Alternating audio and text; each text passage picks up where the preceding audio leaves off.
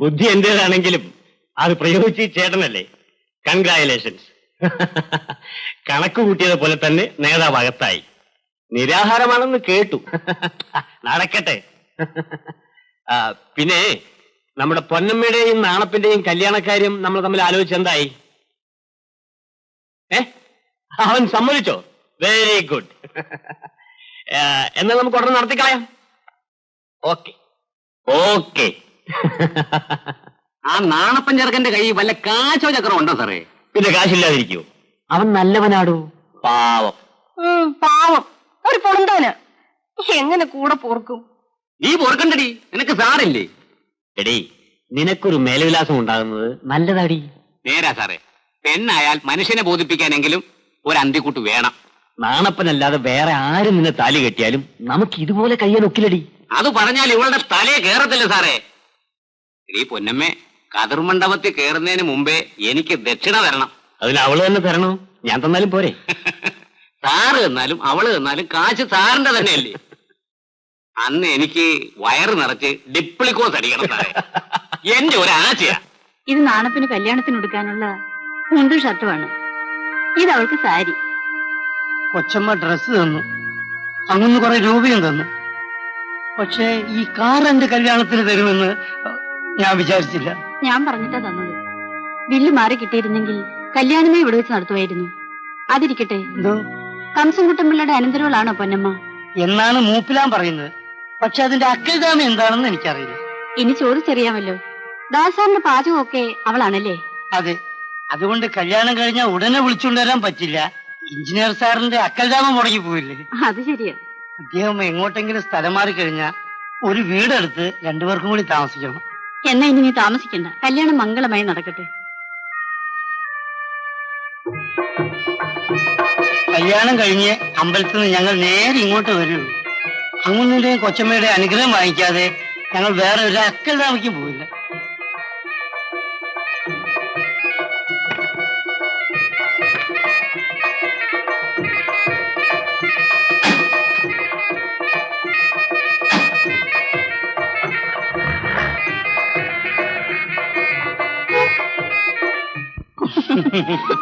പൊന്നമ്മേ, അങ്ങൊന്നും കൊച്ചമ്മയും നിർബന്ധിച്ചുകൊണ്ടാണ് ഞാൻ ഇപ്പൊ നിന്റെ കഴുത്ത് താലി കെട്ടി. അപ്പൊ എന്നോട് സ്നേഹമില്ലായിരുന്നു? സ്നേഹമുണ്ട്. പക്ഷെ ഒരു ഭാര്യ എന്ന നിലയിൽ ഒരു വീടെടുത്ത് താമസിപ്പിക്കാനുള്ള അക്കൽദാമം എന്റെ കയ്യിലായിരുന്നു. അതുകൊണ്ട് അതിനുള്ള സൗകര്യം വന്നിട്ട് കല്യാണം കഴിച്ചാൽ മതി എന്ന് കരുതി. ഏതായാലും നമുക്ക് രണ്ടുപേർക്കും ജോലിയുണ്ടല്ലോ. കഴിയുന്നതും വേഗം നമുക്കൊരു വീട് വെക്കണം. നിന്നിനി ജോലിക്ക് അയക്കരുതെന്നാണ് എന്റെ ആഗ്രഹം.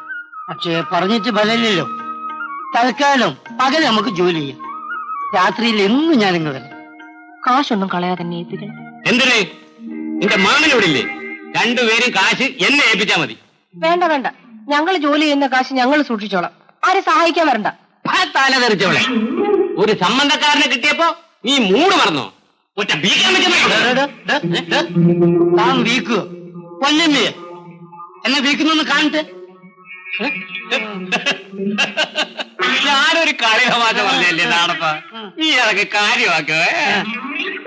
എടോ ഡിപ്പിക്ലോസേ, പൊന്നമ്മ ഇപ്പൊ എന്റെ ഭാര്യ. ആര്? എന്റെ ഭാര്യ. തങ്കല്ല, എന്റെ. താൻ അവളെ ഭരിക്കാൻ വന്നാലേ അടിച്ച് തന്റെ അക്കൽദാമ ഇളക്കി കളയും. എന്തോന്ന് അക്കൽദാമ? അപ്പോ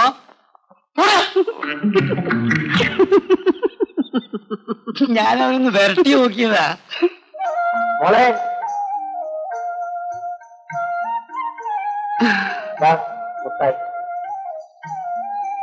ഇപ്പൊ ഇവർക്ക് മാമനക്കായി സ്നേഹം മുട്ടായിയോടാ. അവൾ എന്തിനെങ്കിലും സ്നേഹിച്ച് പഠിക്കട്ടെ. ഇത് കൊണ്ടുപോയി വെട്ടി കഴുകി വറുത്തും പൊരിച്ചൊക്കെ വെക്കാൻ. ഇന്നെന്താ പതിവില്ലാതെ വല്യ മീൻ? അറിഞ്ഞില്ലേ, ചേട്ടൻ ഇന്ന് ജാമ്യത്തിൽ ഇറങ്ങുക. ജയിലിൽ 2-3 ദിവസമായിട്ട് ഗോതമ്പുണ്ടുമായിട്ട് കഴിയില്ലായിരുന്നു. ഇന്നെങ്കിലും വയറ് നിറച്ച് നല്ലതുപോലെ വല്ലതും കഴിക്കട്ടെ. കൂലി കിട്ടാത്ത ഈ സമയത്ത് എന്തിനാ ഇത് വാങ്ങിയത്? കടമല്ലേ, കാശ് കിട്ടുമ്പോൾ കൊടുക്കും. ബില്ല് മാറിയില്ലെങ്കിലും കൂലിക്കുടി ചെയ്ത് തീർത്തു കൊടുക്കാൻ സർക്കാരിൽ നിന്ന് പണം അയച്ചിട്ടുണ്ട്. അപ്പോൾ സമരം നിർത്താമല്ലോ. നിർത്താം. ഗോപാലൻ കിടന്ന് വന്നോ. മോളെ, ഇന്ന് നിന്റെ മാമൻ വരും.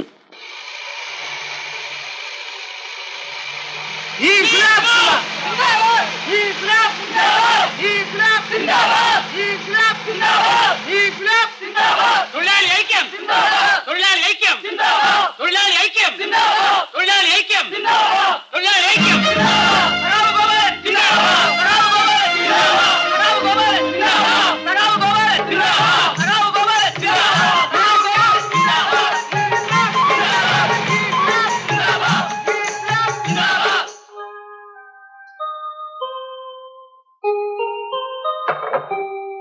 രണ്ടു ദിവസം കൊണ്ട് ചേട്ടനങ്ങ് ക്ഷീണിച്ചു പോയി.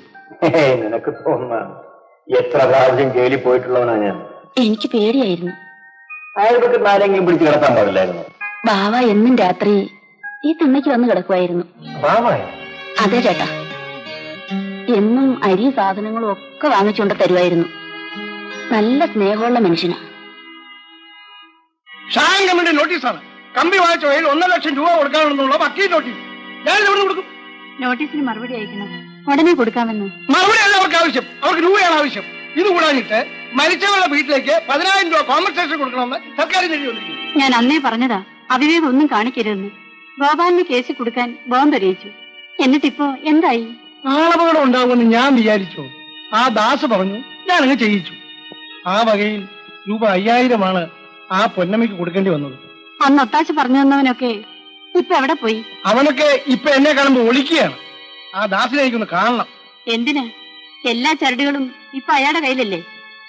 അയാളെ പിണക്കിയാൽ അനുഭവം എന്തായിരിക്കും അറിയാമോ? പിന്നെ ഞാൻ എന്ത് ചെയ്യണമെന്നാ നീ പറയുന്നത്? മുള്ളിനെ മുള്ളുകൊണ്ടെടുക്കണം. ഞാൻ പോയി അയാളെ ഒന്ന് കാണാം. ദാസിനെയോ? അതെ. നിന്റെ കയ്യിൽ 10,000 രൂപയുണ്ട്. അത് നീ ഇവിടെ എവിടെയോ ഒളിച്ചു വെച്ചിരിക്കുകയാണെന്ന് ഞാൻ അറിഞ്ഞു. ഇതാര് പറഞ്ഞു മാമ? ആറുകൊലത്ത് ഗോവിന്ദപിള്ള. ആ മാടക്കടക്കാരനല്ലേ? ആ, അയാളുടെ അച്ഛൻ തന്നതായിരിക്കും. അപ്പൊ എഞ്ചിനീയർ സാർ തന്നെ കാശോടെ? അദ്ദേഹം കാശ് തരാമെന്ന് പറഞ്ഞിട്ട് ഇതുവരെ തന്നില്ല. അതല്ലാതെ നിന്റെ ഈ വേറെ കാശ് കാണണമല്ലോ. അതെനിക്കൊരു വീട് വയ്ക്കാന്. ആ, അപ്പൊ നിനക്ക് തനതായ വീട് വേണം, ഭർത്താവ് വേണം. നിന്നെ കൊണ്ടുകിടന്ന ആളാക്കി എനിക്ക് ഡിപ്ലിക്കോസ് അടിക്കാൻ പോലും കാലണ തരില്ല അല്ലേ? ശരി, നീ ഈ വീട്ടിൽ തന്നെയാണല്ലോ പണം ഒളിച്ചു വെച്ചിരിക്കുന്നത്. നമുക്ക് കണ്ടോളാം. ഒന്നുമില്ലല്ലോ, അവളൊരു നായർ പെണ്ണല്ലോ. എന്റെ മോളുടെ പ്രായമല്ലേ ഉള്ളൂ. നിനക്ക് എന്നോട് ഒരു വാക്ക് പറയാമായിരുന്നില്ലേ? ഞാൻ അവളെ വിളിച്ച് എന്നെ വീട്ടിലെടുത്തില്ലായിരുന്നു. ഇത് പോകണം കേടായിപ്പ്. ഏത്? ആ ബാവേ ഉള്ളോടാ ഇവിടെ അവളെയും കുഞ്ഞിനെ സംരക്ഷിക്കാൻ. ബാബ എനിക്ക് നല്ലപോലെ അറിയാം. നീ വെറും ശുദ്ധനാടാ. വെടിമരുന്നും ചെയ്യും ചേർന്നാലേ പൊട്ടും. മനസ്സിലായില്ല? അന്യരായ ആണും പെണ്ണും തമ്മിൽ ചേർന്നാലേ സംഗതി കുഴപ്പമാണെന്ന്. ഏതായാലും വന്നത് വന്നു. ഇനിയെങ്കിലും നീ അവനെ അവിടെ അടുപ്പിക്കണം.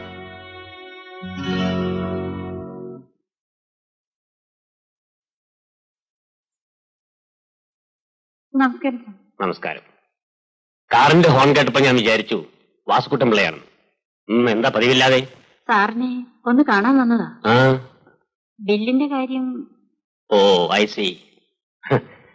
അതേപ്പറ്റി വിശദമായി സംസാരിക്കണമെങ്കിൽ അല്പം സമയം വേണം. എനിക്ക് തിടുക്കമൊന്നുമില്ല. ആ, എന്നാ നാളെപ്പം താഴെ ചെന്നിരിക്കും.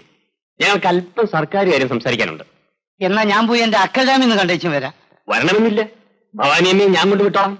ഞാൻ പോയിക്കോട്ടെ കൊച്ചമ്മേ? നീ ഭാര്യയുടെ അടുത്തേക്ക് പോയല്ലേ, ഞാൻ പൊയ്ക്കോളാം. വരൂ, അകത്തിന് സംസാരിക്കാം. വരൂ, ഇരിക്കും. സാറേ, ഈ ബില്ല് മാറി കിട്ടാത്തത് കൊണ്ട് സുനന്ദയുടെ അച്ഛൻ വല്ലാതെ വിഷമിക്കുകയാണ്. ബില്ല് പാസ്സാകാത്തതിന് എന്റെ അറിവിൽ ഒരേ ഒരു കാര്യമേ ഉള്ളൂ. അതെന്താണെന്നാണ് അറിയേണ്ടത്. അതിപ്പോ ഞാനെങ്ങനെയാ പറയുന്നത്? പറയാതെ എങ്ങനെ അറിയുന്നത്? മനസ്സിലാക്കുമെന്ന് കരുതി. അദ്ദേഹത്തിന് പുതിയ ഏർപ്പാടുകളൊന്നും അറിഞ്ഞുകൂടാ. പണ്ടൊക്കെ എഞ്ചിനീയർമാർ ബില്ല് പാസ്സാക്കി വീട്ടിൽ കൊണ്ട് കൊടുക്കുമായിരുന്നു. കൊണ്ടേ കൊടുക്കുന്നവർ ഇപ്പോഴും ഉണ്ട്. സാർ എന്താ ഉദ്ദേശിക്കുന്നത്? പണം വേണോ? എങ്കിലിത് പറഞ്ഞാൽ മതിയായിരുന്നല്ലോ. ഭാര്യമ്മേ, നിങ്ങളൊക്കെ ഉള്ളപ്പോൾ എനിക്കെന്തിനാ പണം? സാർ, എനിക്കൊന്നും മനസ്സിലാവുന്നില്ല. അത് തന്നെയാണ് തകരാറ്. വളച്ചു കെട്ടാതെ എന്താ കാര്യമെന്ന് പറയും. ബില്ല് പാസ്സാകാത്തതിന് കാരണം ഞാൻ ശുപാർശ ചെയ്യാത്തതുകൊണ്ടാണ്. അതെ.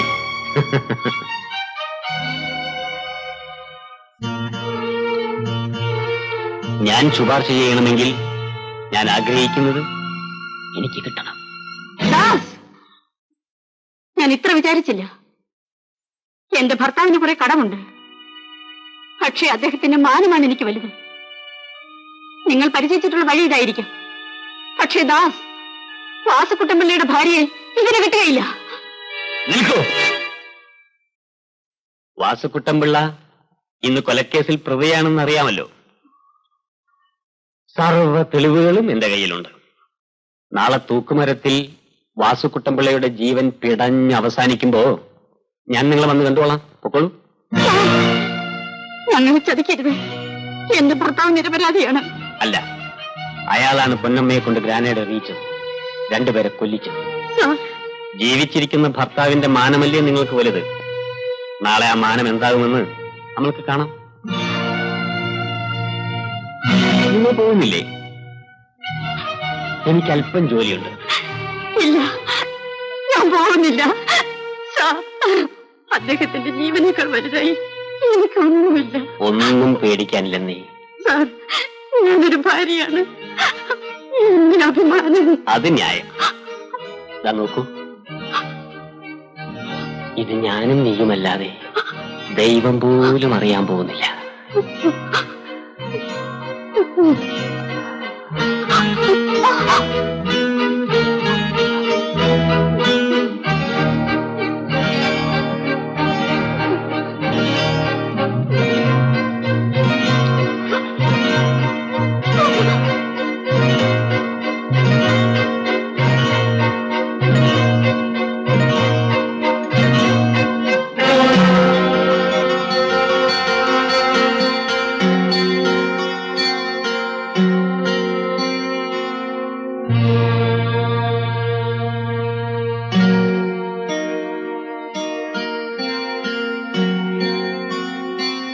ഭവാനി,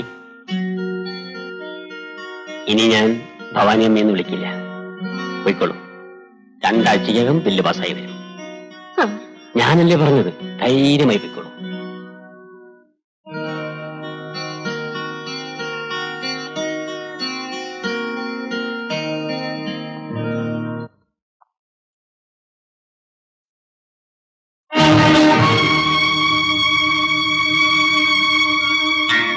ഈ അസമയത്ത് ഇവിടെ വെറുതെ വന്നതാ. ഓഹോ, ഈ ഗതികേട് വരെ എത്തിയോ?